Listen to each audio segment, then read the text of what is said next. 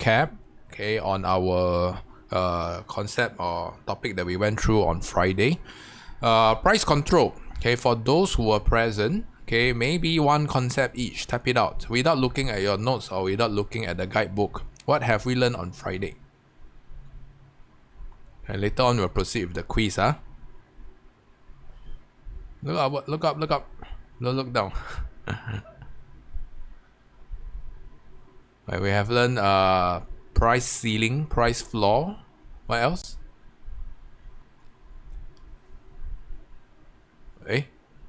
Oh yes, I didn't know you can delete your text. Yes, correct. It's okay. I put it as a public chat. Someone type price ceiling and price floor. What else? One each. This is a gentleman's class. And so today we may possibly end earlier, but I need your help, okay, to participate. Welfare analysis. I know this is not your favorite, right? Welfare analysis is one of the hot favorites, especially for my first year students. And what other topics or what other concepts that's related?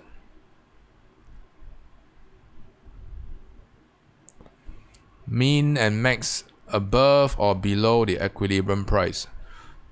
Okay, what else?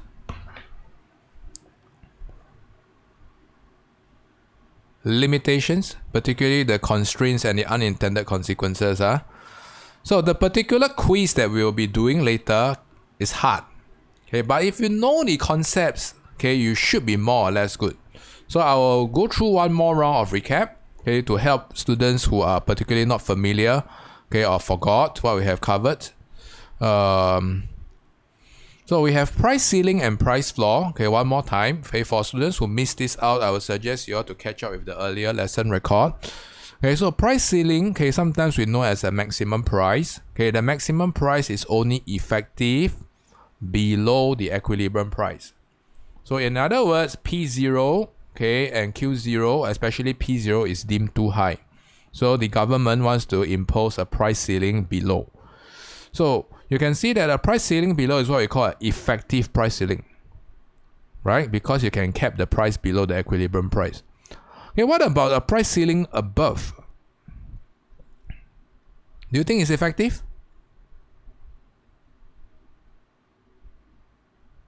Do you think it's effective or not? Okay, so theoretically, okay, the price ceiling below the equilibrium price is to prevent P0 from happening, right? This is the maximum permissible amount to be charged. Okay, so if you put it on top, okay, you are going to allow P0 to be attained. Okay, so in other words, on Friday when I explained price ceiling, I used the kettle and the lid illustration, right? Okay, you want to keep all your steam, okay, within the kettle. Right? But if you raise the lid too high, what happens? Then you can see some of the steam coming out. Okay, so P0 can be met. So when you have a price ceiling that's on top of an equilibrium price, this is ineffective. Okay, it simply means that there will be no effects on your equilibrium price and quantity. So we know that price ceiling is going to create a shortage. Why? Okay, at a mandatory lower price, okay, quantity demanded will go up. Because of law of demand. Lower price, higher quantity demanded. And because of lower price, producers will be less incentivized to sell goods and services. Quantity supply will fall. So effectively, only QS amount of goods and services is sold.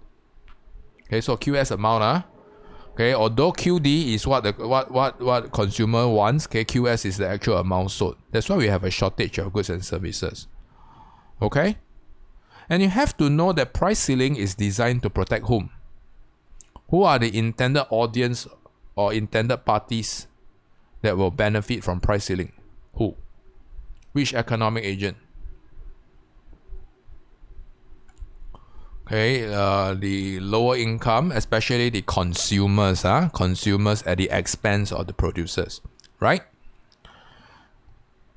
And for the opposite, we have price floor. Okay, so a price floor is a minimum price.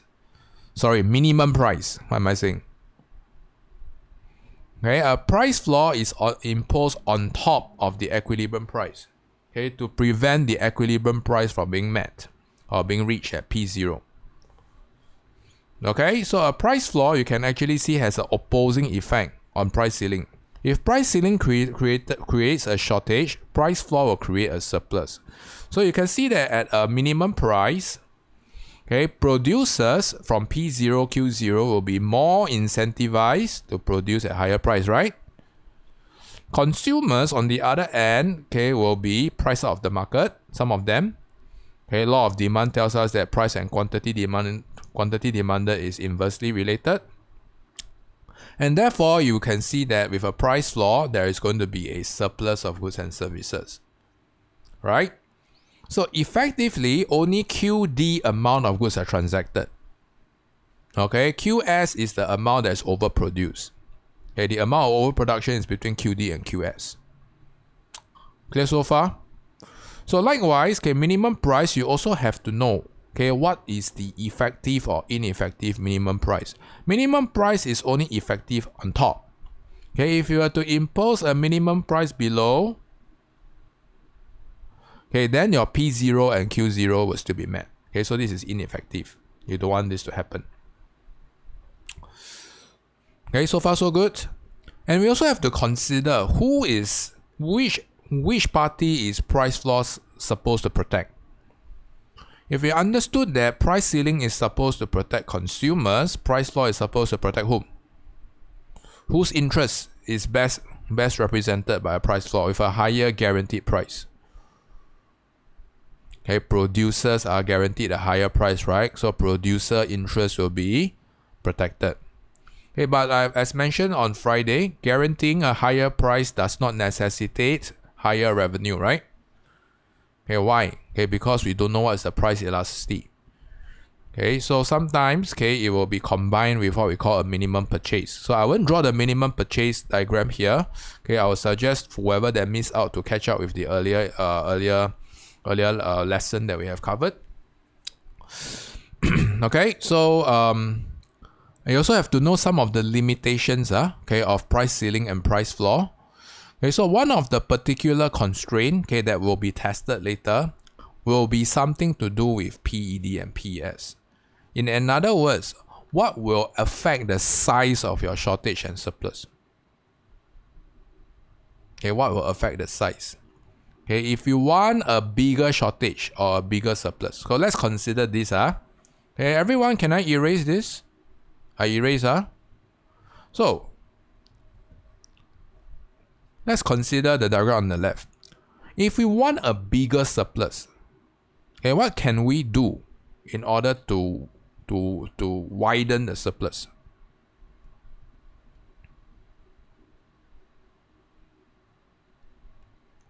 What can we do? There are three ways that we can do if we want to create a bigger shortage. Did I use surplus just now? I think I did, right? Sorry. Okay, in that case, then I use surplus. I will just stick to surplus lah. Okay, if I want to widen the surplus, what can I do?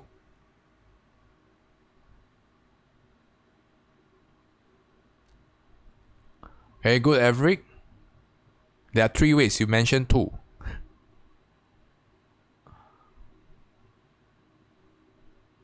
Oh, IQ question, right? Okay, good. Okay, Everett, you got it all right. So three ways to potentially widen the surplus. The first one is to impose a higher minimum price, right? With a higher minimum price, we will have a bigger surplus. Do you see that? Okay, the next one that you want to potentially consider. Okay, did I save this? Okay, so I've shown you illustration 1. Illustration 2, you can either make your demand more price elastic, then you have a wider surplus, or you can make your supply more elastic, then we can have a wider surplus as well. Do you see that? Or a combination of all these three. So coincidentally, I was consulting one of the students recently, okay, and especially for H2 students, okay, surplus and shortage questions or persistent surplus and shortage questions are quite common. Okay, so you need to know, okay, what is the reason behind a persistent shortage or surplus? Has something to do with elasticity, right? Okay, so having said that, okay, I won't go through black market and all this. We went through that already. And I want to talk about quota briefly. Okay, so we also, not quota, sorry, the application of minimum price. So we also went through a minimum wage, right? Right, a minimum wage, okay, is like a minimum price, okay, but okay, it's affecting the labor market. So minimum wage affects whom? Okay, it affects firms and households. Okay, so make sure you are familiar with the application part of minimum wage. Later on, it will be tested. Likewise, a minimum wage is only sensible when it is on top of the equilibrium wage, not below. Right? And a minimum wage will create a surplus of labor known as unemployment. Okay, this is what we'll be covering more in depth in the second year concepts. And quota. Okay, we have actually mentioned that quota, okay, simply means what? Controlling the quantity. Earlier, pricing and price floor, we are controlling price. We can only control one of the two. Okay, often in life, you cannot control everything, right? Okay, so we can only control a few. Okay, one of the two. Okay, so if we want to control quantity, okay, then in that case, okay, this is what we call the concept that's related is what we call price elasticity. So you can see that when we control quantity, okay, the supply of the good will become perfectly price inelastic. Okay, so the example that we used yesterday was what? Okay, COE, right? Certificate of Entitlement to use with your car. So if your COE is particularly price inelastic, okay, it will drive up your price level from initial D0, S0 to okay, P1 and Q1. Okay? So if you want lesser congestion, then we shift your COE to the left side. Then you will have a more pricier COE, more pricier cars. And for today's quiz, there won't be welfare analysis. Okay, so welfare analysis for your producer and consumer surplus is significantly easier because there is, and this is only applicable for my H2 students. H2 students only welfare analysis. Okay, so there's no government involved. There's no tax revenue involved. Okay, so I would suggest you all to familiarize yourself with price ceiling. Okay, especially the part on welfare analysis. Price law could also be tested. So this is my observation. If I'm an examiner, the first thing that I'll be concerned is tax, followed by price ceiling, followed by price floor, and the last one is subsidy. Yeah, this is my order of preference. I'm not speaking on behalf of other examiner, but if I want to test your understanding, this is what I would do. Clear? Okay, so with that, okay, we have come to the quiz time.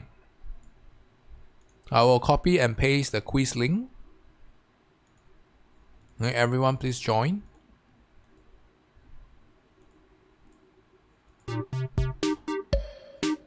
Okay, and I will make my face a little smaller.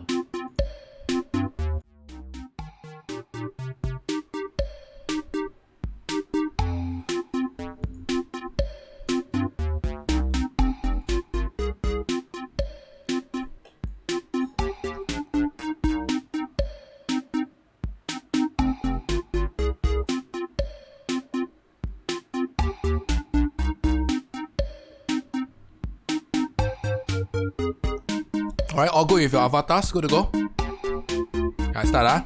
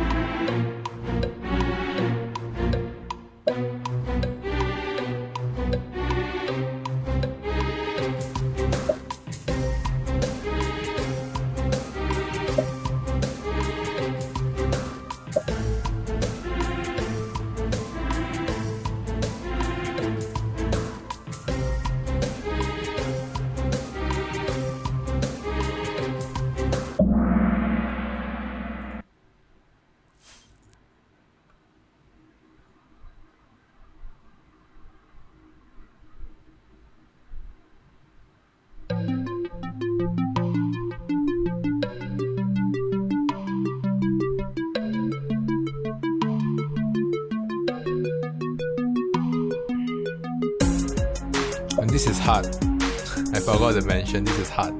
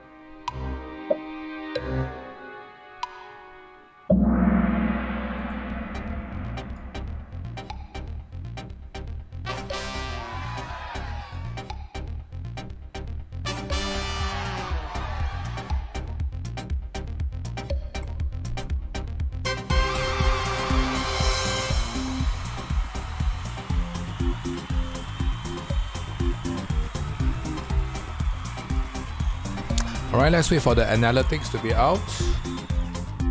Okay, let's see the summary. Okay, 64%, not too bad. Okay, I think it was averaging about 50 something percent.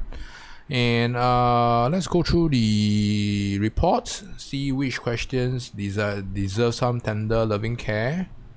Okay, no thanks, not now. Please give me my report. Annoying, right? Okay, when I want the report and they start selling me stuff. Okay, questions. Okay, we do not have any full answer or 100% here, so I may have to address everything. Okay, I'll just be brief. Okay, I will cover the options that are correct. Whichever options that you get incorrect, okay, please, and you're not sure how to derive the correct answer, stay back and ask me, can? So, the government imposes a mean price at OP1 and max price at OP2. What is going to happen? You realize that both mean and max price are ineffective. A mean price should be on top. A max price should be below. Okay, and therefore it will have no effects on P. Okay. The diagram shows the market for wheat. What happens when you impose a mean price at P2? Then in that case, this is an effective price floor, right? So you can see that with an effective price floor, there will be a surplus between KR. The government imposed a minimum price for rice, maximum price for heating oil, and a tax on chewing gum. Who benefits? In other words, we are concerned about the beneficiaries of all these three. Okay, so let's work backwards. Minimum price is to protect whom? Who wants a higher guaranteed price? Producers, right? Maximum price. Who wants a maximum heating oil price? Or guaranteed a lower price? Maximum price is below the equilibrium price, right? Consumer. Okay, and the last one, tax on chewing gum, obviously is to collect tax revenue. Okay, so government. So in order of producer, consumer, and government. What happens if you fix a max price at OP1? So in this case, a max price is also known as a price ceiling, right? Okay, so you have to ask yourself, is this effective or ineffective? Okay, a price ceiling has to be imposed below the equilibrium price, not on top. Okay, and therefore, okay, there will be no changes in your equilibrium price and quantity. P and Q was to be intact. The government fixes a max price for wheat below the equilibrium price. Maximum price, okay, so this is a price ceiling. Which one is correct? Incorrect.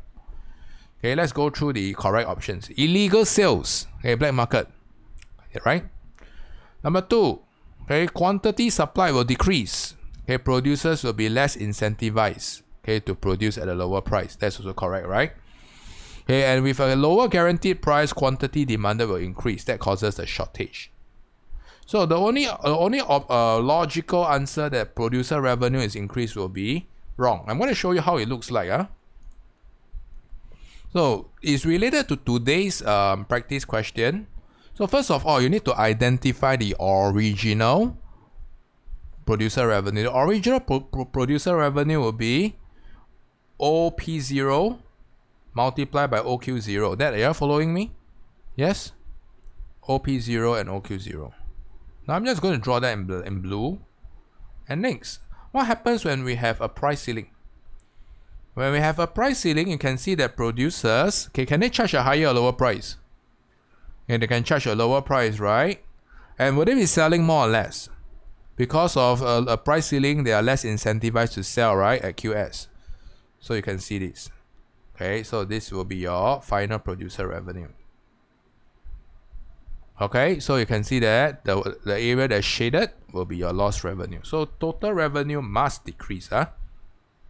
Everyone clear? Next.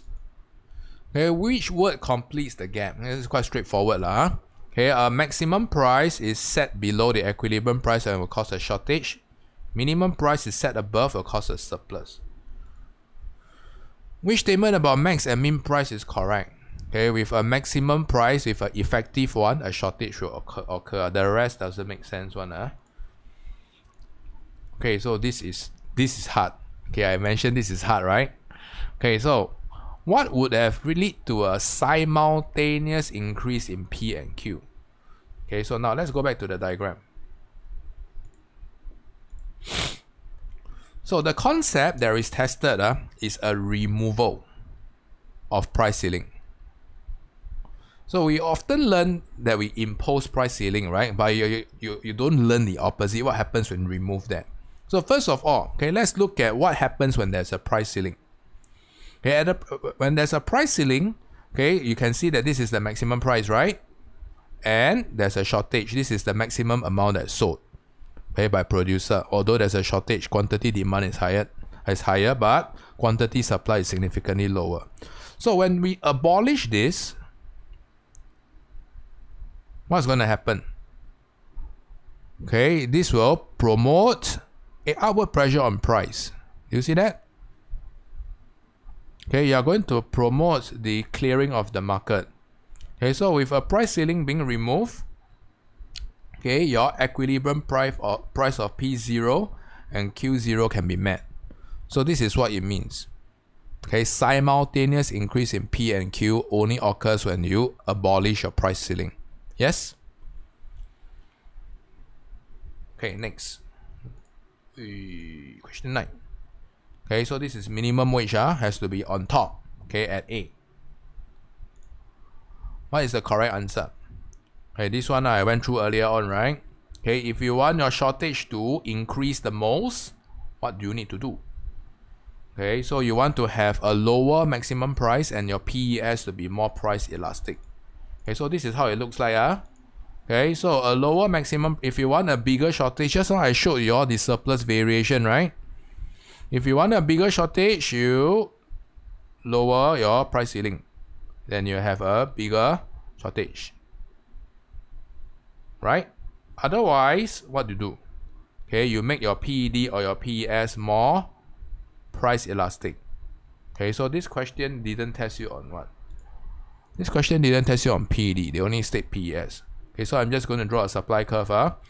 Okay, so you can see that when your supply becomes significantly more price elastic, okay, we will have a bigger shortage. See that? Okay. So with that, that comes to the end of the quiz. If you have any questions for me with regards to the quiz, please stay back and ask me. Otherwise, okay, I will want to move on to today's practice question. So we have come to the end of topic 1. Okay, topic 1 tells us that, okay, your demand supply price mechanism has come to an end. Okay, so for the next few lessons, okay, we will be going through practice questions that are centric around topic 1. Okay, so I'll just like all of you, okay, to have a quick show of hands whether you are seeing the same question.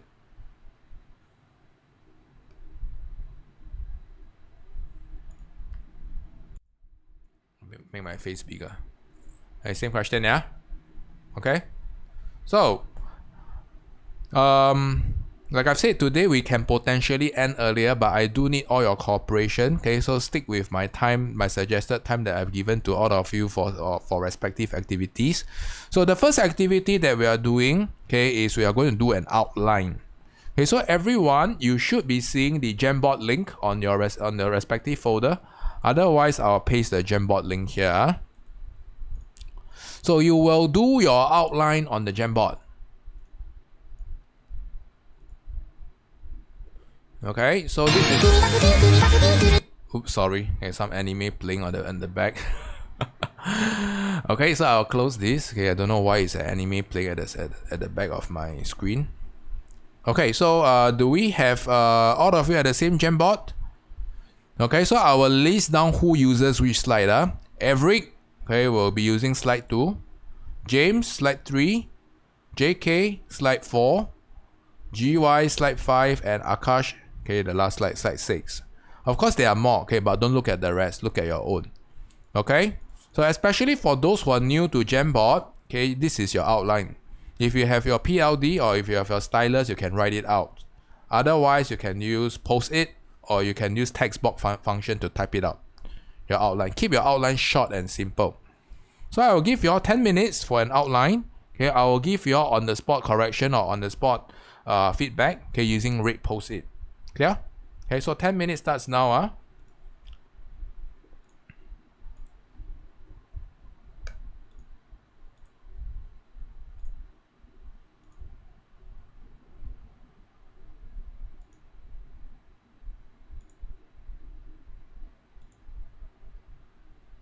GY, are you at your slide? You should be at slide 5.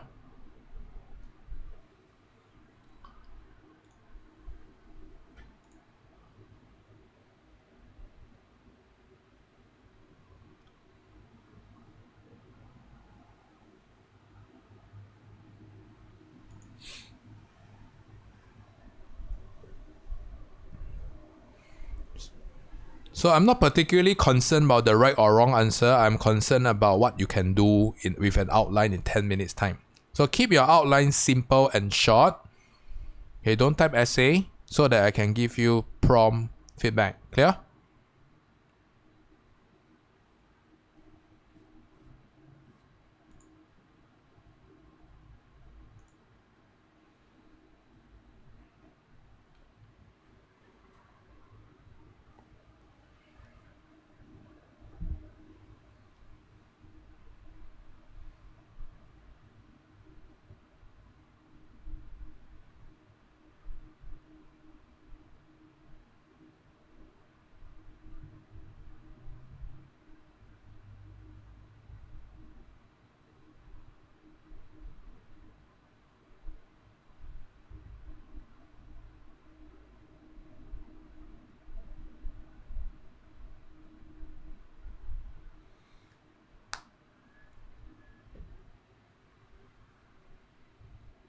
And try your best not to look at the answer key. Really, I'm not judging you. Okay, just do on your own.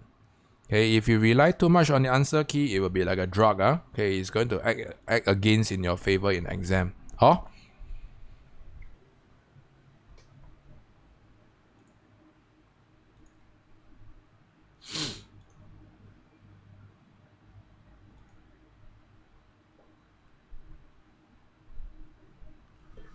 Especially for my first year students, this is the type of question that I will want to test you. Okay, if I am having a weighted assessment soon.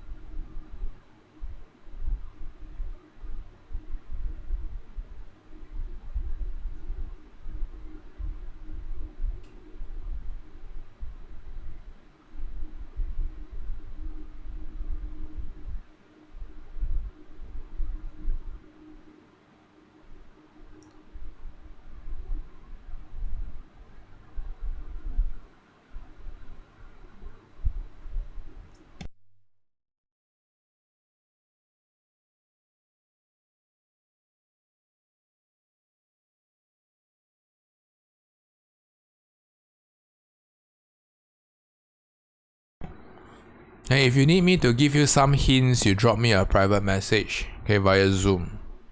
Otherwise, I'm assuming that all of you are doing okay.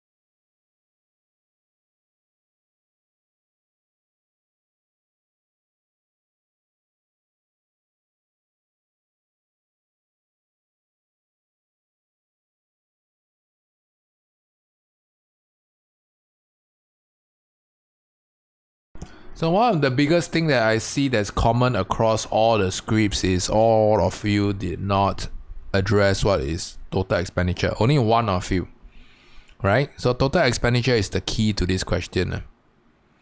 You don't have total expenditure, you cannot answer this question.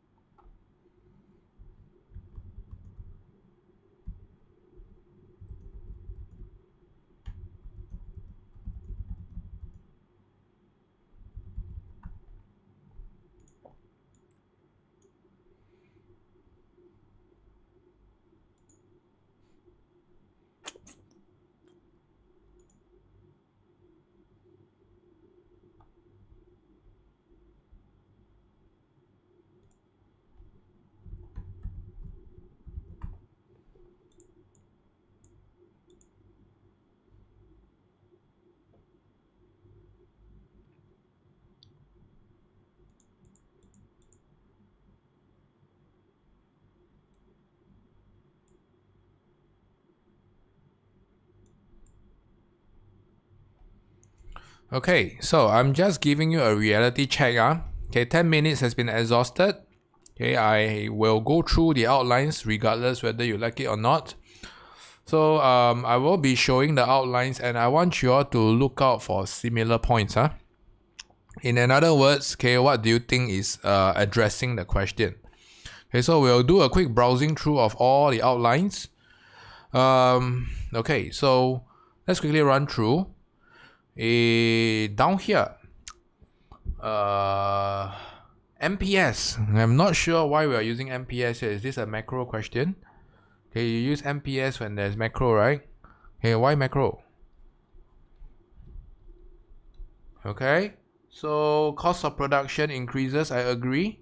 Okay, but how do we know your spending goes up? How? Okay, so you realize that, okay, in this particular outline, there is still a little bit of gap, okay, in the sense of what framework you are using. Now, I don't see a very clear structure and a clear framework.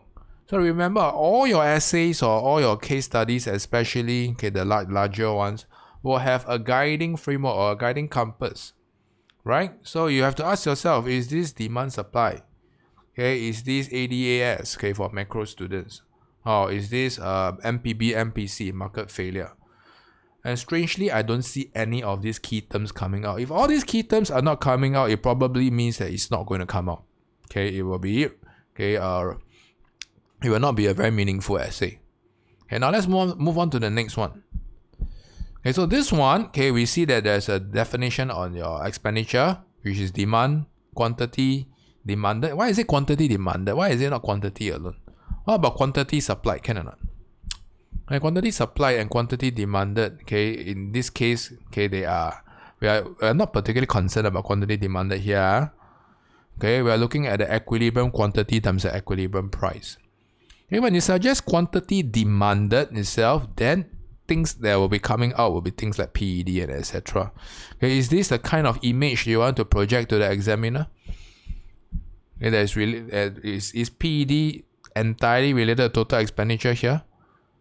So you have to get your definitions right first, Okay, so I'm just making very quick off the thoughts, what I really perceive out of all your outlines.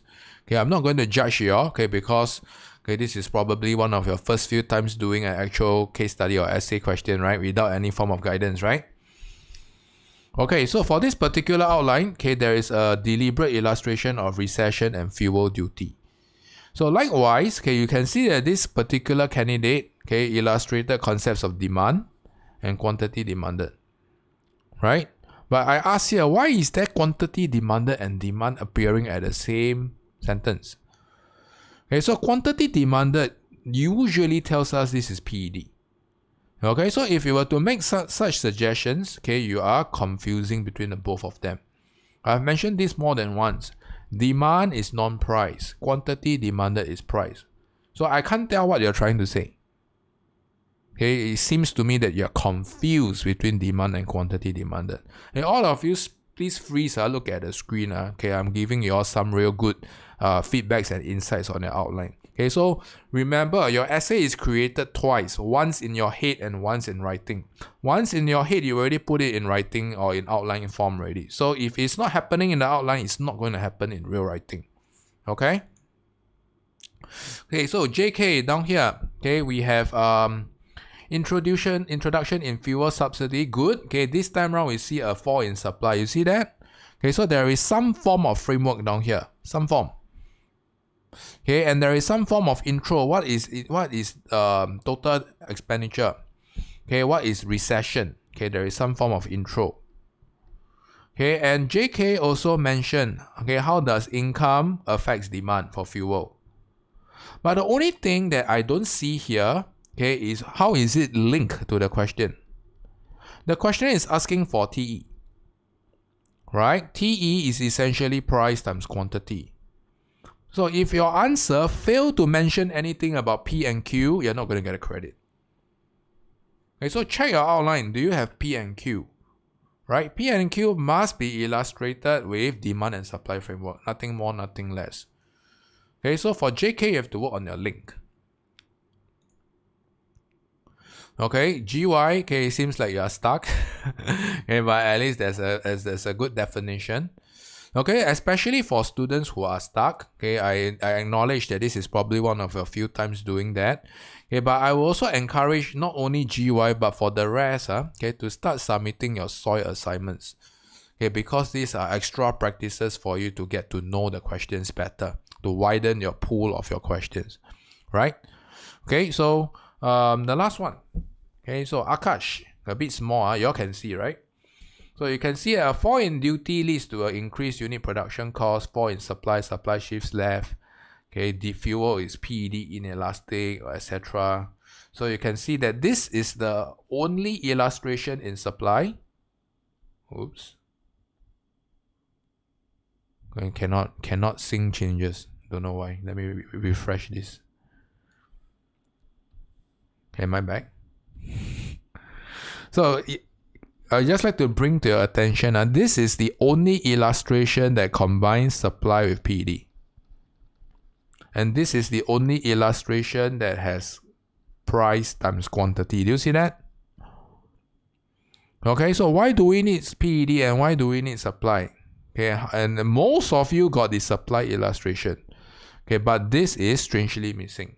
Okay, so later on we'll talk about that. Okay, so likewise, okay, this is the only illustration that relates to demand and a fall in P and Q. Right, so total expenditure will fall. Okay, so synthesis, okay, indeterminable change. You may want to look deeper into what is the assumption that you want to critique. Okay, so you can see that in a particular outline, okay, there are different variation of questions or different profile of students. Some of you are more advanced than the other. So my job here is not to bring all of you to the same standard. I can't. Okay, but I can play to your strength, and you need to know what are your strengths. Okay, so if you are already doing a proper body paragraph, then you want to work on your synthesis. And if you are particularly lacking a framework, for instance, okay, and lacking the link, then in that case you want to work on your basics. And you must, for the first thing, okay, avoid conceptual gaps or avoid ambiguous terms that like demand and quantity demanded. Yeah. Okay, so Mr. Teo's role, okay, like I've mentioned at the very first, okay, my job here is a mirror. I show you where you are right now and what you need to do. Okay? So do you all know where you are right now? More or less? Now, what to do? Okay, so I'm just going to go through from an examiner perspective. So whenever, okay, you actually see, or from a student perspective, then I show you the examiner perspective. From a student perspective, if you realize that you are ever stuck in questions, the most basic thing that you need to ask yourself is what concept is tested or what framework is adopted. Most of the time, these two will tell you the same thing. Right? And how do we know which concept and what framework to be used? Then we need to look at what are the potential, what are the important keywords. And in this case, the most important keyword, okay, out of the entire key sentence is total expenditure. That's why I've prompted out to you all to define what is total expenditure. Total expenditure is, okay, a function of your equilibrium price times your quantity, right? So if we have your price and your quantity, which framework will explain price and quantity the best?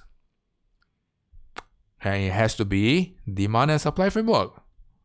Okay, no other frameworks can illustrate P and Q, right? So when they're asking you the effects on total expenditure, they're asking you, okay, whether expenditure will go up or go down. And in this case, they have given you two effects already. They have given you two causes, fuel duty and recession. Okay, so you can split it up into these two halves. Fuel duty, okay, and recession. Okay, and each of these is likely to have an opposing effect on total expenditure. Likely to be. I wouldn't say 100%, but likely to be. Okay, why? From the perspective of scope, right? Okay, if you want to test your students as an examiner, would you want to be both increasing? Okay, or one increase, one decrease. You can make logical guesses like that. So now as a student, let's look from the lens of the student again. Right? We know that we need demand and supply framework. Okay, we know that P and Q is what we're looking out for. Okay, and we know that there's recession duty, fuel duty and recession. So one of them must be Egypt and one of them must be wet pigs. So this is the second most important thing. Which is a Egypt and which is a wet pigs factor? Right? So if you read the extract, you will probably deduce that fuel duty is indirect tax, right? You see that? Indirect tax. Right? So if it's an indirect tax, fuel duty, type it out. Wet pigs or Egypt? Type it out.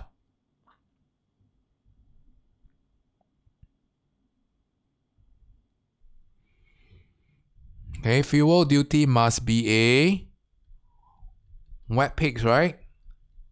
Okay, and to be more specific, we are concerned about, okay, page 6. Okay, got government policy. Okay, for those with your book, you can add in a tax and subsidy here. Okay, we are concerned about a tax, indirect tax.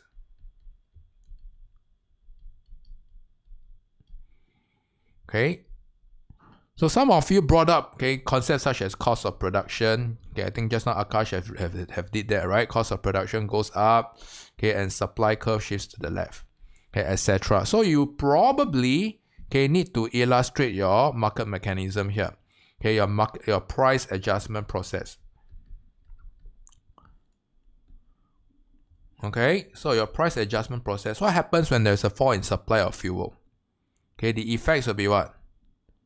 When there's a fall in price of fuel, okay, remember price times quantity. Okay, when there's a fall in supply, holding demand the same, price will go up and quantity will go down, right?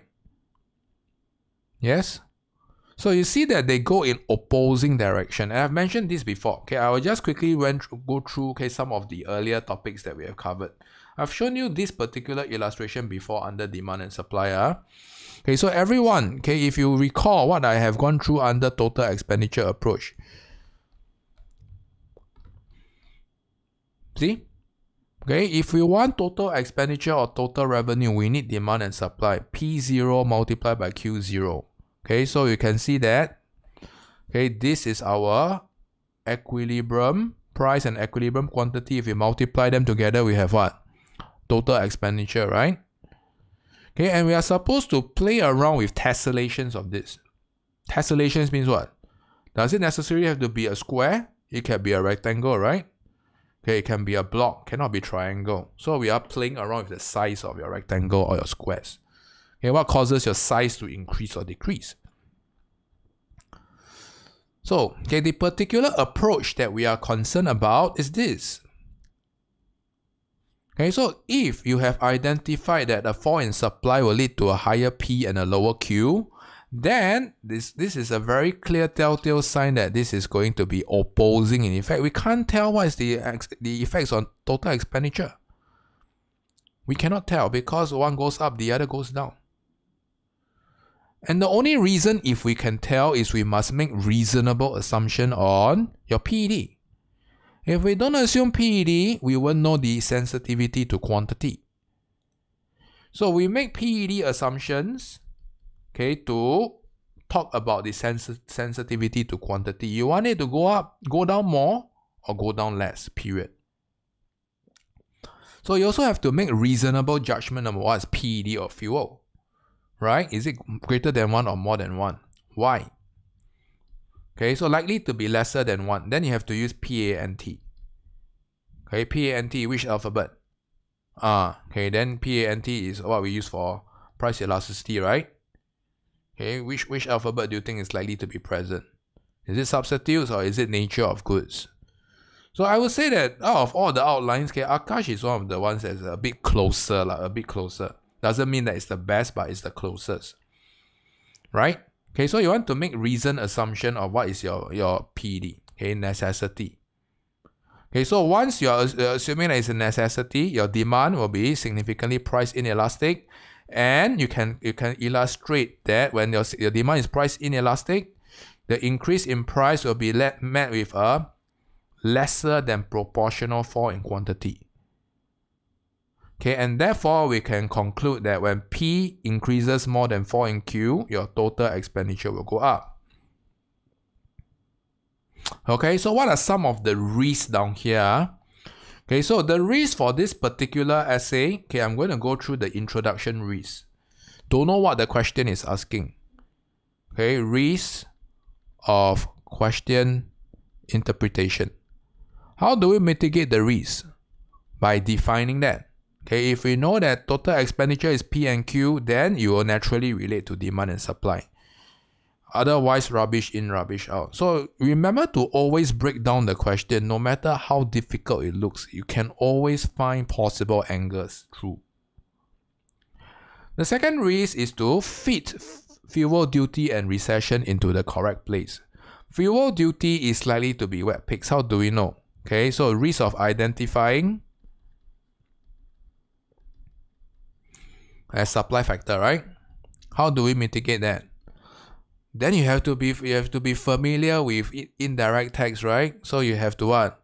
Number one, okay, you have to know the concepts. And number two, if you don't know the concepts, or you know the concepts but still not able to apply, start submitting your SOI.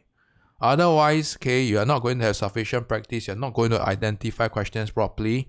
Okay, and who pays the price? You pay the price, not me. Alright?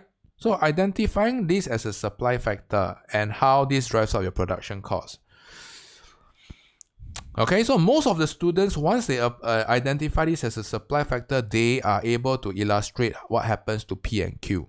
Okay, so the second risk for fuel duty is failure to adopt PAP. Price adjustment process. How do we know price adjustment process is important? Remember, the whole idea or whole question is centric around P and Q. Okay, you need to have clear methodology on how P and Q is established.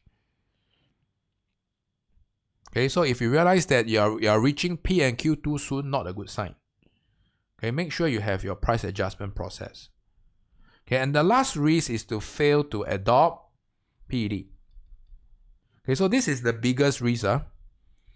Okay, so why is PED important? Okay, because you fail to identify the opposing effect on P and Q with a fall in supply. Okay, so every time when there is a supply factor, okay, you have to mitigate it with PED. Okay, so learn to identify combinations like that. Okay, so if you see a supply factor present, then you must hunt for PED already. Okay, these two are golden combinations. Otherwise, you cannot tell total expenditure or total revenue. Okay, the last risk here is link. As evident in some of your earlier outlines, you see that, right? Okay, there is no clear illustration on what happens to P and Q and what happens to TE. Okay, so how do we mitigate this? Okay, by what? Okay, by addressing the question. The question asks you for TE, go straight back to TE. Okay, don't end off by telling demand or supply falling. I don't care about that. I want to know TE. Tell me TE.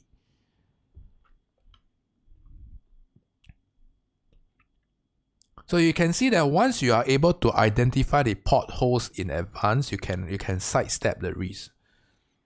Okay, but you must have the wisdom lah, right?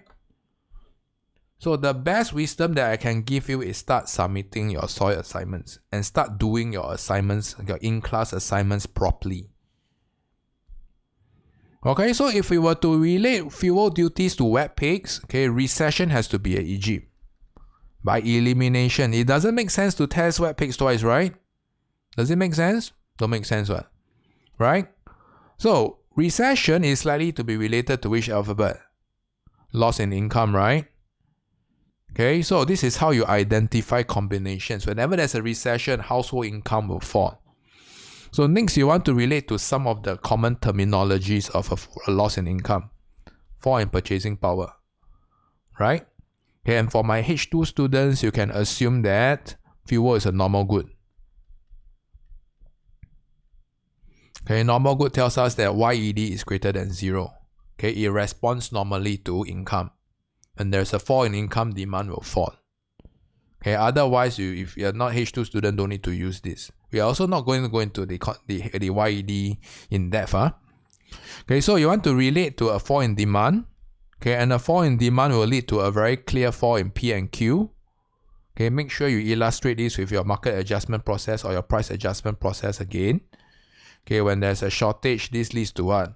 Okay, upward pressure on price. How does it happen? Okay, make sure you state briefly. Okay, when there's a simultaneous fall in P and Q, you link it to total expenditure falling. Okay. So some of the risks down here. Okay, likewise, okay, you cannot, it's the same, you cannot identify this as a demand factor. How do we mitigate that? By elimination, right? But of course, if you don't know both of them, then you have to tikam lah. Okay, but you can make logical guesses. Okay, it's not entirely impossible and can one. Okay, so the second risk is the same. Failure to adapt PAP, price adjustment process. What happens when there is a fall in demand? Okay, what does it result into? A shortage, a surplus. And how is a downward pressure on price happening? Please explain. Okay, and the last one is the link. Okay, okay, to your TE. So if you realize that if you can fix any of the 2 points, okay, the other is pretty much given because they follow the same principles. The same risk applies. Alright, so I would expect all of you, okay, to come out, okay, with at least 2 diagrams.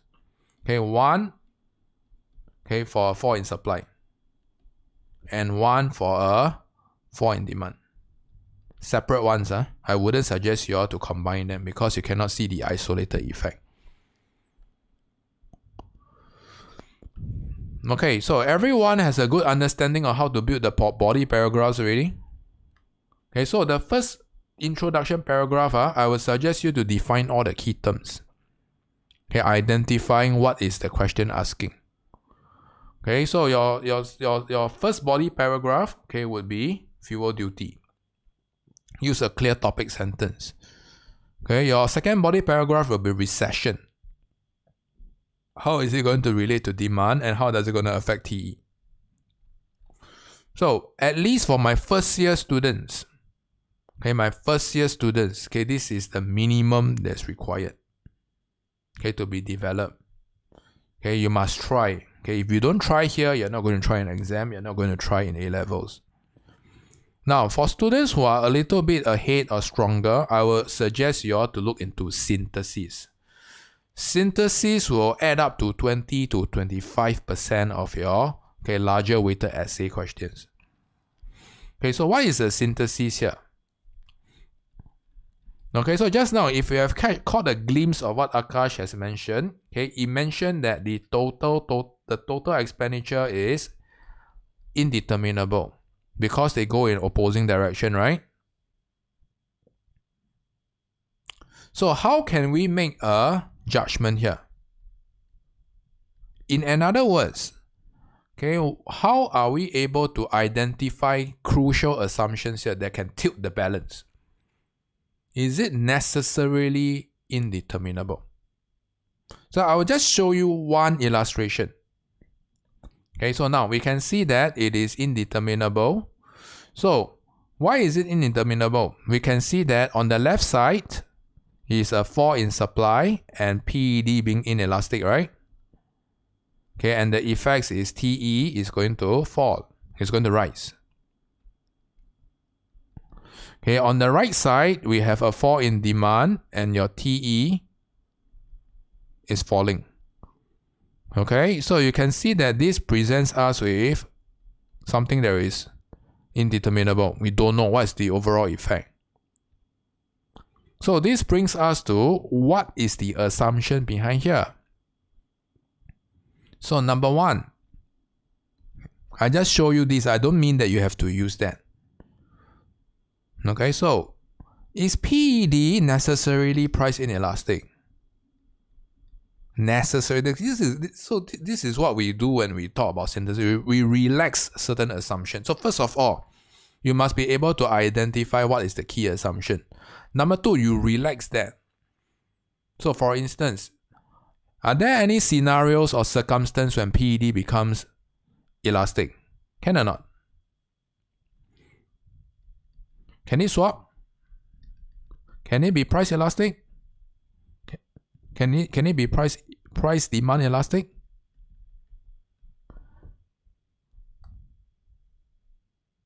Okay, possible when you are able to find substitutes, right? Okay, or anything that's suggested in the extract that mentioned that there may be some remote substitutes. Then in that case, PED can be greater than 1 over time. Okay, so this question is not asking you which is better. Because the question is not concerned about policy. Policy, you often have to weigh which is better. So this question is asking you to weigh the effects. Okay, which one is more dominant? Okay, so which one is more dominant depends on what is the assumption. Right? So at first, at one glance, we see that both of the effects are of equal weight. That's why we won't know. But now, if we relax the assumption, if PED could be greater than 1 for whatever reason, you justify it, then will we have the same outcome of total expenditure increasing when PED becomes greater than 1? So you have to justify under what circumstance PED can change. And when PED value changes, will TE still be increasing? It won't be, right? Okay, when PED is greater than 1, okay, the diagram on the left is a phase. Okay, when there is ample fuel subsidy, an increase in price will be faced with a more than proportional fall in quantity. Then in that case, okay, we can see that, okay, the scale will be tilted favoring what? Okay, T increasing, right? Okay, so how do we achieve or how do we arrive with this systematic judgment? First of all, you have to know that, okay, we don't know, okay, the effects on TE. But if we want to have an effects on, if we want to find out the effects of TE, then we must make reasoned judgment. So there are plenty of judgments or plenty of assumptions to critique. Okay, for my stronger students, I would suggest you all don't use mine. Think of something else your own. Can? I'll give you all 5 minutes as a break time and to condense everything. Later on will be closed book. Okay, you and your outline alone. Can? See you in 5 minutes time.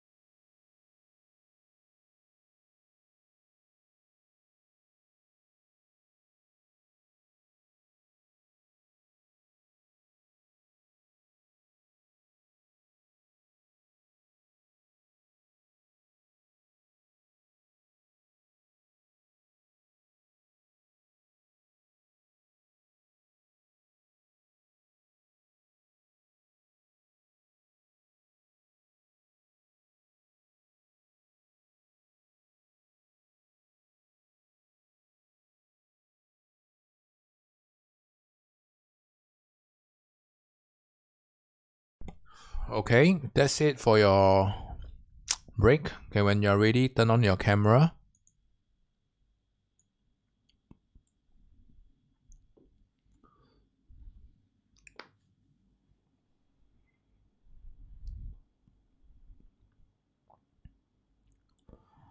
Okay, when everyone is ready, please camera on. Akash and GY, thanks.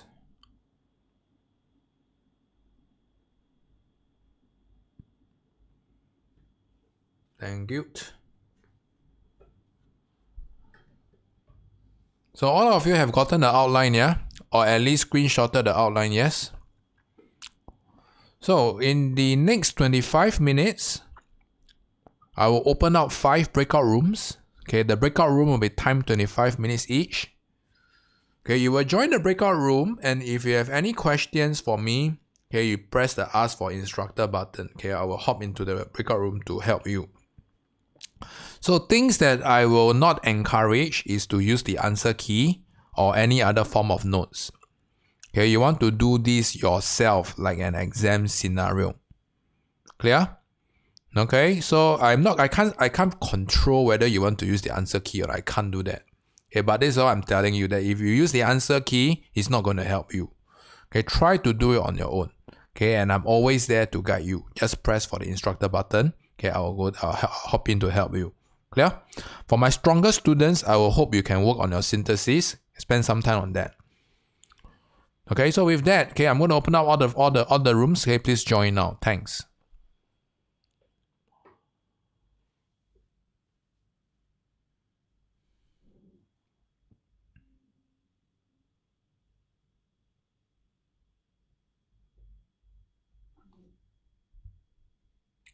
So if you need my help, please press the ask for instructor button. Okay, if you don't know where's the instructor button, you get out of the breakout room. Okay, you can see me in the main room. Thanks.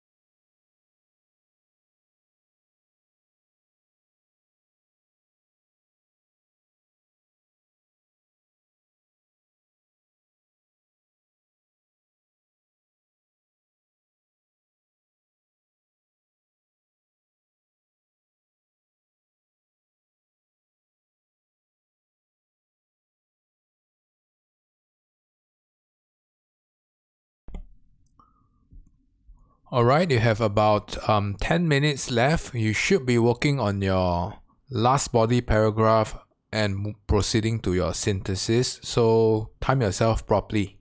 Okay, don't over commit to any points. Thanks.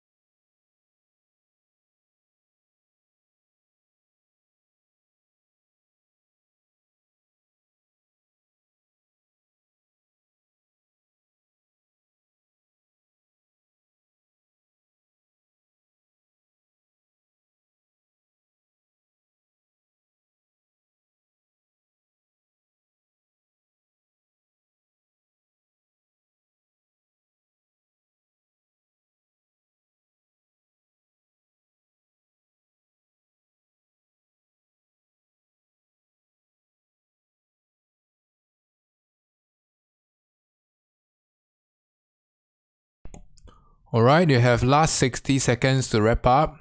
If not, I will see you at the main room shortly.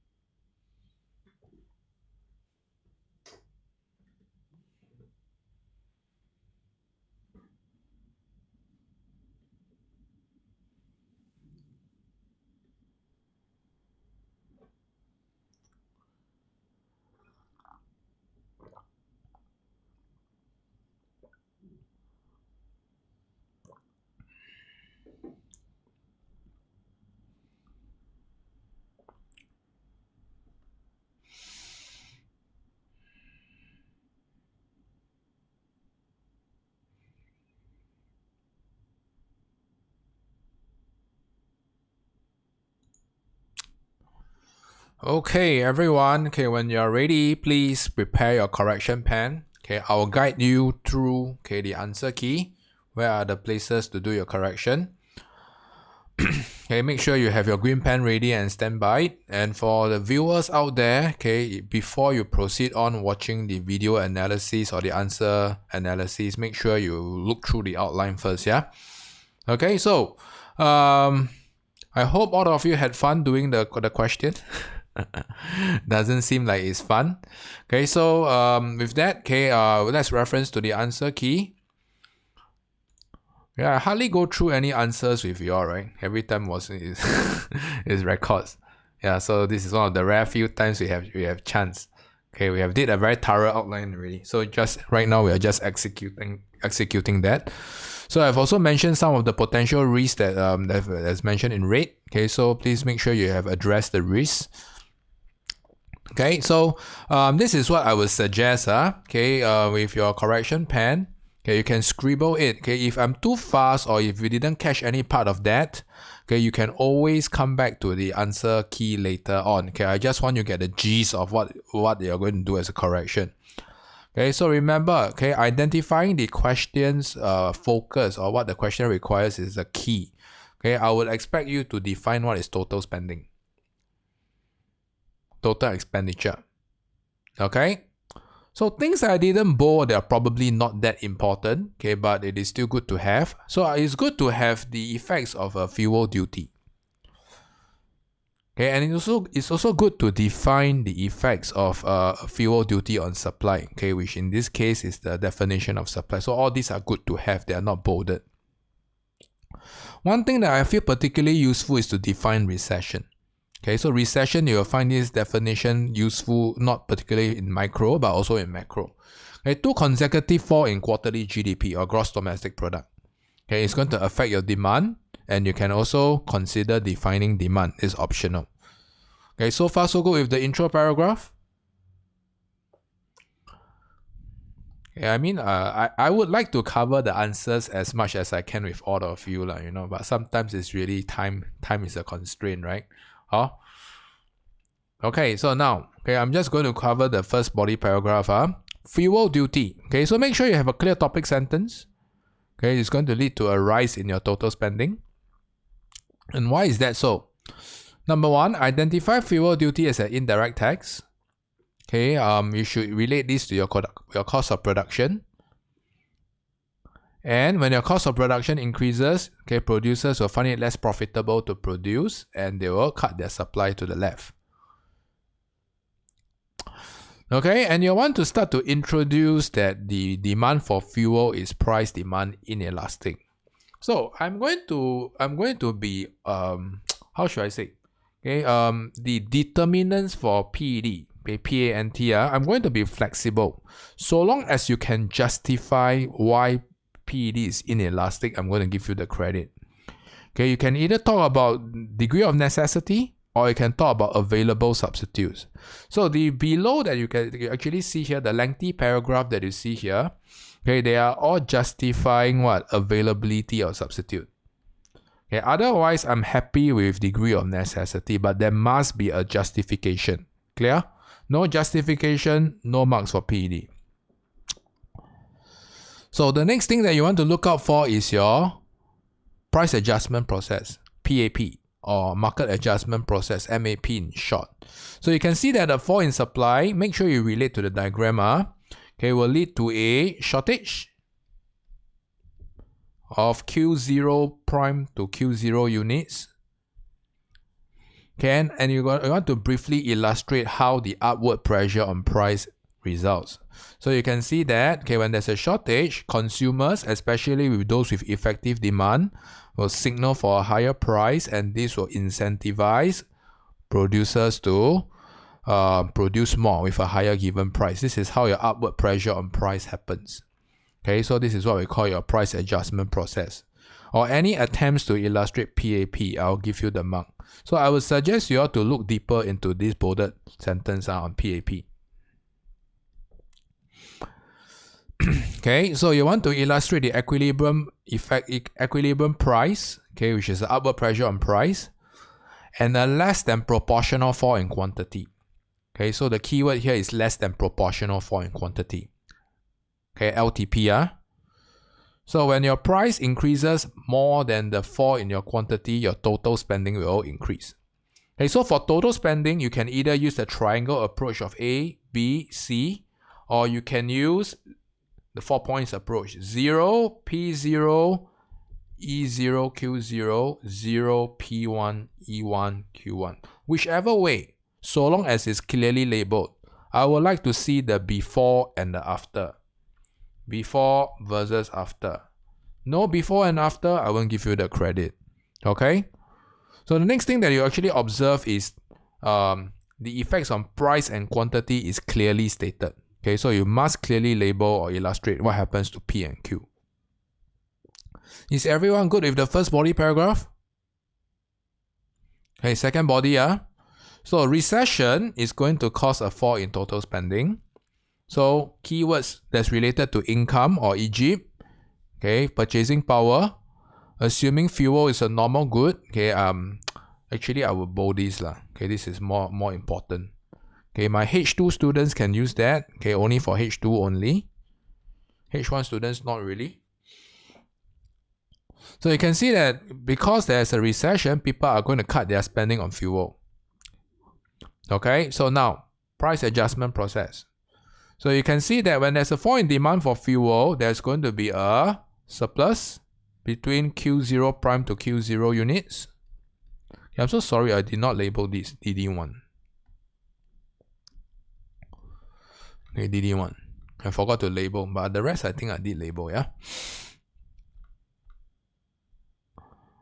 Okay, and when there is a fall in demand, okay, there is going to be a surplus and a downward pressure on price. So you have to illustrate how does the downward pressure works. Okay, this is an essay question. You need to briefly illustrate the adjustment process. So you can see that producers, in this case, they are saddled with excessive fuel stocks, and who are willing to accept a lower price will signal to the consumers that, hey, I'm willing to sell my good at a lower price. Okay, are you willing to consume them? Okay, so you can see that when producers, okay, signal to the consumers that they are willing to sell at a lower price, consumers will, okay, increase quantity demanded. And we'll reach the equilibrium price, okay, lower one, and a fall in equilibrium quantity. So in this case, it is not necessary for MTP or LTP illustrations because both P and Q goes in the same direction. Okay, so T is determined by P times Q. Okay, a fall in P and Q will lead to a fall in TE, and you can shade out or you can label out clearly, okay, what is the fall in your total spending. Is everyone clear? Okay, so now I'm done with the second body paragraph. I want to spend a little bit more time to construct the synthesis. Okay, so the synthesis is where, okay, it distinguishes between the B and the A students.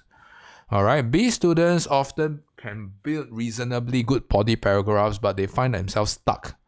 Okay, so if you want to move up the bottleneck, you need to invest more time in synthesis, the last paragraph of all your essay questions. So the last paragraph often looks into a particular assumption that we are critiquing, right? Okay, so I just want to quickly run through what is this assumption talking about. I didn't use PED. Okay, I use magnitude of demand. So let me quickly jot this down again. So first of all, we know that TE is going to be a question mark. Okay, it is predominantly affected by these two effects, right? Supply and PED being inelastic. This will lead to a fall in TE, a rise in TE. Okay, and a fall in demand. Okay, which is a fall in TE, right? So that's why there's a question mark here. Okay, so the assumption that we are critiquing here is magnitude and severity. How severe is the recession? Okay, if the recession is a severe one, is going to be prolonged, then we can expect that the effects of demand will exceed the effects on supply plus PED. So this is how we can justify. Okay, so we are looking at tilting the favor. Okay, what is the particular factor or determinant that can tilt the favor? Otherwise, you can use the particular PED approach that I've shared. Okay, could PED be inelastic? Or could it be elastic over time? It could be, then you justify why. Is it because that there are substitutes in the future for fuel? Then in that case, okay, you will tilt towards the other side.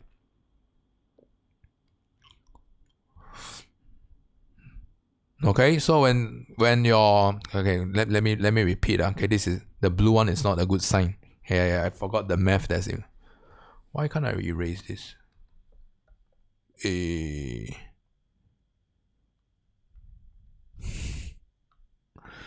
Okay, just now for some strange reason I think it got frozen.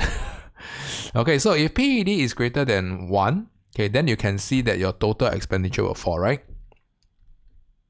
Okay, then it's no longer tilting right or left anymore. Okay, so you can see that unanimously is telling you that there is a fall. Okay, but I don't know. Okay, it sounds quite iffy if I tilt this and I like that. Okay, because it don't make sense. Okay, so I would say this. Okay, so this is a second option that you can consider. Okay, so if there are substitutes, TE will fall. Combined with this, you can see that overall it will fall. Alright, so some of the students also brought up the assumption of normal good. Okay, so for normal good, especially for my H2 students, you can talk about, you can deepen this into necessity or luxury. Okay, so fuel is likely to be necessity, right? Okay, so what does it mean? It simply means that we are expected to experience a lesser than proportional fall in demand when it is a necessity. Okay, when your demand falls lesser, the fall in P and Q will be lesser. Okay, and therefore we can tilt the favor towards here. Okay, so this is how you want to justify necessity good. Okay, by a lesser fall in demand, your total expenditure falls lesser, then the inequality sign will be greater than. Many ways to construct your synthesis, but it takes time, especially uncovering the assumptions. So let me repeat, for my first year students, the first 3 paragraphs is good enough. For my second year students or students who are striving a little bit more, go for the synthesis. Clear? Okay, so with that, this comes to the end of the sharing part. I will stop recording.